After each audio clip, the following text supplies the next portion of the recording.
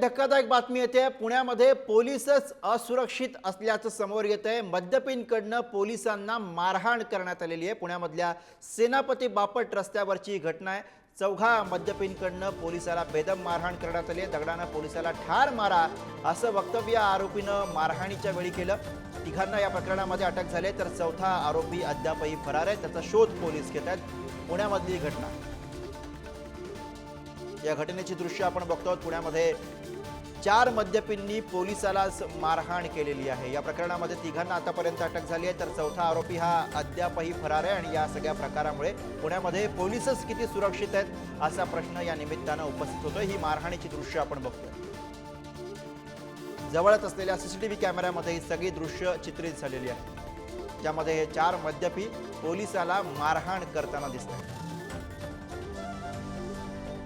पुण्यामधला हा अत्यंत धक्कादायक असा सगळा प्रकार कॅमेऱ्यामध्ये कैद झालेला आहे। आणि या घटनेमुळे आता पुण्यामध्ये पोलीसच किती सुरक्षित आहेत असा प्रश्न सर्वसामान्य पुणेकरांना पडतो।